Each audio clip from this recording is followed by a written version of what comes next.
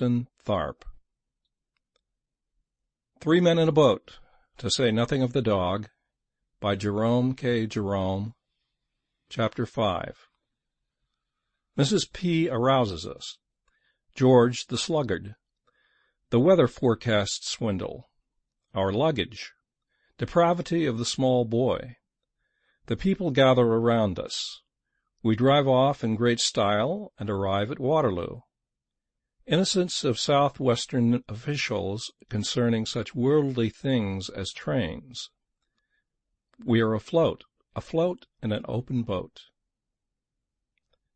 It was Mrs. Poppets that woke me up the next morning. She said, "Do you know that it's nearly 9 o'clock, sir?" 9 what?" I cried, starting up. 9 o'clock, she replied to the keyhole. "I thought you was oversleeping yourselves." I woke Harris and told him. He said, "I thought you wanted to get up at 6. "So I did," I answered. "Why didn't you wake me?" "How could I wake you when you didn't wake me?" he retorted. "Now we shan't get on the water till after 12. I wonder you take the trouble to get up at all." I replied, "Lucky for you that I do. If I hadn't woke you, you'd have lain there for the whole fortnight." We snarled at each other in this strain for the next few minutes, when we were interrupted by a defiant snore from George. It reminded us, for the first time since our being called, of his existence. There he lay, the man who had wanted to know what time he should wake us, on his back, with his mouth wide open and his knees stuck up. I don't know why it should be, I am sure, but the sight of another man asleep in bed when I am up maddens me. It seems so shocking to see the precious hours of a man's life, the priceless moments that will never come back to him again, being wasted in mere brutish sleep. There was George, throwing away in hideous sloth the inestimable gift of time, his valuable life, every second of which he would have to account for hereafter, passing away from him unused. He might have been up stuffing himself with eggs and bacon, irritating the dog, or flirting with the slavey, instead of sprawling there, sunk in soul-clogging oblivion. It was a terrible thought. Harris and I appeared to be struck by it at the same instant. We determined to save him, and in this noble resolve our own dispute was forgotten. We flew across and slung the clothes off him, and Harris landed him one with a slipper, and I shouted in his ear, and he awoke. "What's the matter?" he observed, sitting up. "Get up, you fat-headed chunk," roared Harris. "It's 9:45. "What?" he shrieked, jumping out of bed into the bath. "Who the thunder put this thing here?" We told him he must have been a fool not to see the bath. We finished dressing, and when it came to the extras, we remembered that we had packed the toothbrushes and the brush and the comb. That toothbrush of mine will be the death of me, I know, and we had to go downstairs and fish them out of the bag. And when we'd done that, George wanted the shaving tackle. We told him that he would have to go without shaving that morning, as we weren't going to unpack that bag again for him, nor for anyone like him. He said, "Don't be absurd. How can I go into the city like this?" It was certainly rather rough on the city, but what cared we for human suffering? As Harris said in his common, vulgar way, the city would have to lump it. We went downstairs to breakfast. Montmorency had invited 2 other dogs to come and see him off, and they were whiling away the time by fighting on the doorstep. We calmed them with an umbrella and sat down to chops and cold beef. Harris said, "The great thing is to make a good breakfast," and he started with a couple of chops, saying that he would take these while they were hot, as the beef could wait. George got hold of the paper and read us out the boating fatalities and the weather forecast, which latter prophesied rain, cold, wet to fine.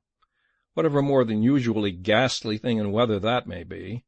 Occasional local thunderstorms, east wind, with general depression over the Midland counties, London and Channel. Bar falling. I do think of all the silly, irritating tomfoolishness by which we are plagued, this weather forecast fraud is about the most aggravating. It forecasts precisely what happened yesterday or the day before, and precisely the opposite of what is going to happen today. I remember a holiday of mine being completely ruined one late autumn by our paying attention to the weather report of the local newspaper. Heavy showers with thunderstorms may be expected today, it would say on Monday, and so we would give up our picnic and stop indoors all day, waiting for the rain. And people would pass the house going off in wagonettes and coaches as jolly and merry as could be, the sun shining out and not a cloud to be seen. "Ah," we said as we stood looking at them through the window, "won't they come home soaked?" And we chuckled to think how wet they were going to get, and came back and stirred the fire and got our books and arranged our specimens of seaweed and cockleshells. By 12 o'clock, with the sun pouring into the room, the heat became quite oppressive, and we wondered when those heavy showers and occasional thunderstorms were going to begin. "Ah, they'll come in the afternoon, you'll find," we said to each other. "Oh, won't those people get wet? What a lark!" At 1 o'clock the landlady would come in to ask us if we weren't going out. It seemed such a lovely day. "No, no," we replied with a knowing chuckle. "Not we. We don't mean to get wet. No, no." And when the afternoon was nearly gone, and still there was no sign of rain, we tried to cheer ourselves up with the idea that it would come down all at once, just as the people had started for home, and were out of the reach of any shelter, and that they would thus get more drenched than ever. But not a drop ever fell, and it finished a grand day and a lovely night after it. The next morning we would read that it was going to be a warm, fine-to-set-fair day, much heat. And we would dress ourselves in flimsy things and go out, and half an hour after we had started it would commence to rain hard, and a bitterly cold wind would spring up, and both would keep on steadily for the whole day, and we would come home with colds and rheumatism all over us and go to bed. The weather is a thing that is beyond me altogether. I never can understand it. The barometer is useless. It is as misleading as the newspaper forecast. There was one hanging up in a hotel at Oxford at which I was staying last spring, and when I got there it was pointing to set fair. It was simply pouring with rain outside, and had been all day, and I couldn't quite make matters out. I tapped the barometer, and it jumped and pointed to very dry. The boot stopped as he was passing, and said he expected it meant tomorrow. I fancied that maybe it was thinking of the week before last, but Boots said no, he thought not. I tapped it again the next morning, and it went up still higher, and the rain came down faster than ever. On Wednesday I went and hit it again, and the pointer went round towards set fair, very dry, and much heat, until it was stopped by the peg and couldn't go any further. It tried its best, but the instrument was built so it couldn't prophesy fine weather any harder than it did without breaking itself. It evidently wanted to go on and prognosticate drought and water famine and sunstroke and samooms and such things, but the peg prevented it, and it had to be content with pointing to the mere commonplace, very dry. Meanwhile the rain came down in a steady torrent, and the lower part of the town was under water owing to the river having overflowed. Boots said it was evident that we were going to have a prolonged spell of grand weather some time, and read out a poem which was printed over the top of the oracle about long foretold, long last, short notice, soon past. The fine weather never came that summer. I expect that machine must have been referring to the following spring.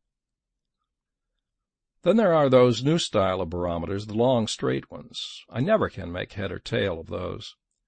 There is one side for 10 a.m. yesterday, and one side for 10 a.m. today, but you can't always get there as early as 10, you know.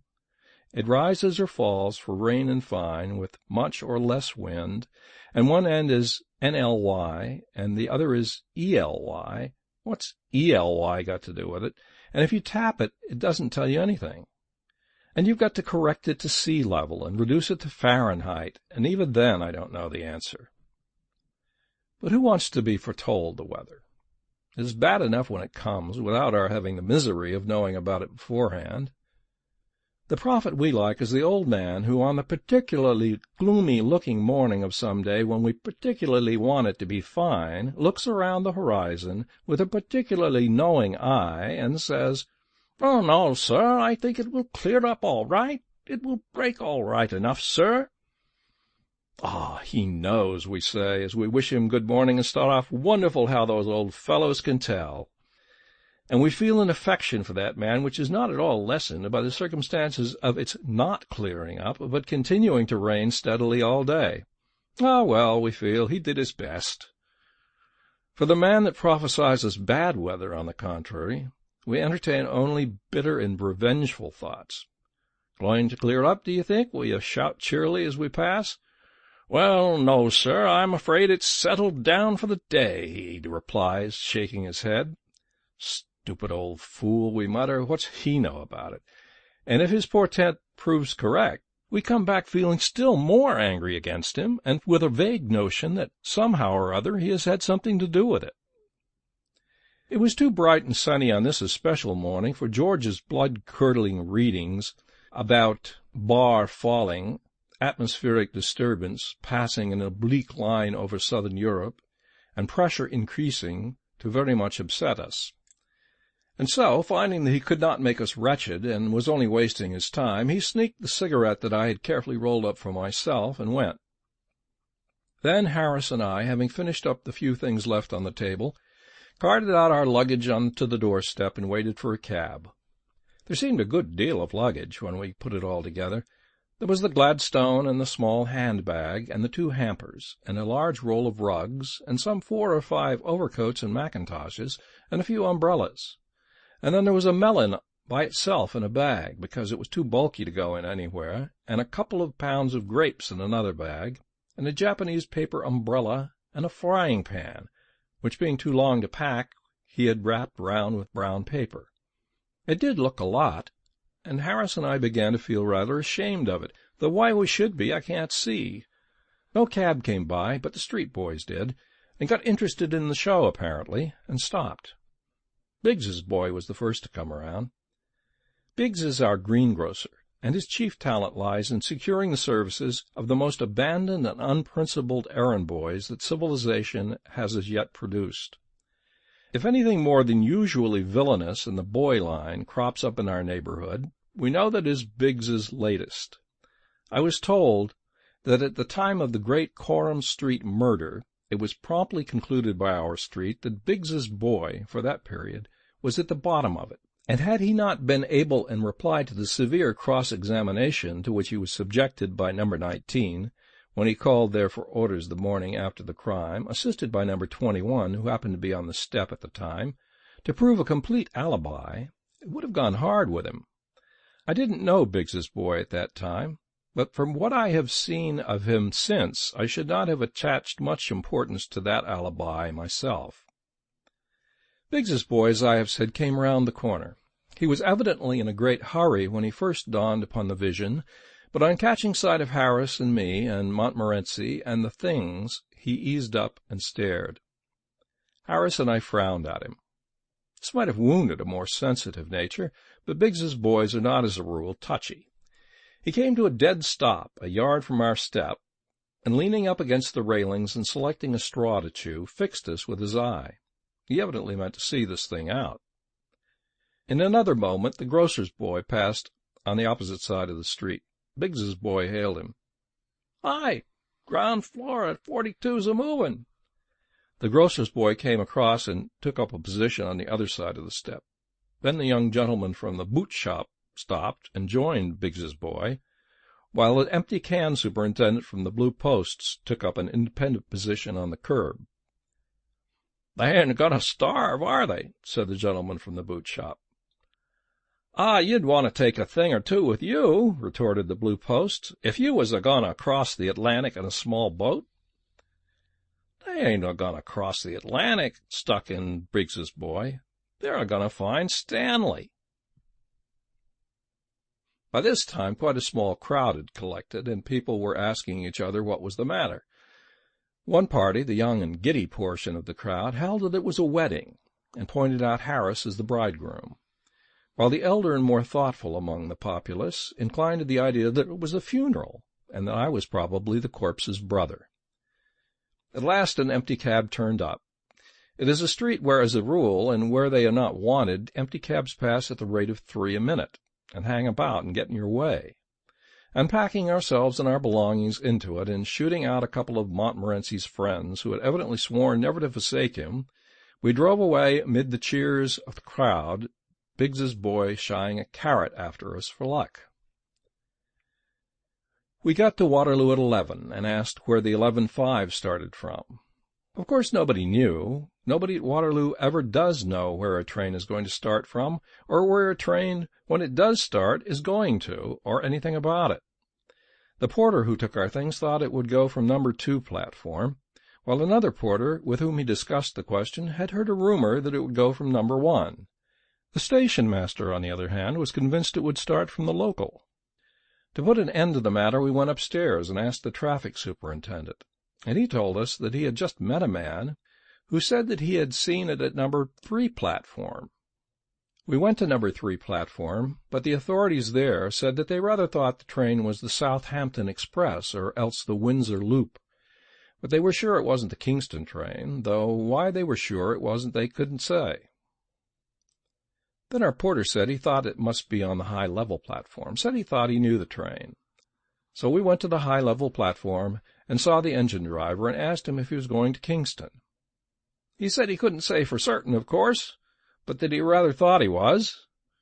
Anyhow, if he wasn't the 11:05 for Kingston, he said he was pretty confident he was the 9:32 for Virginia Water, or the 10 a.m. express for the Isle of Wight, or somewhere in that direction, and we should all know when we got there.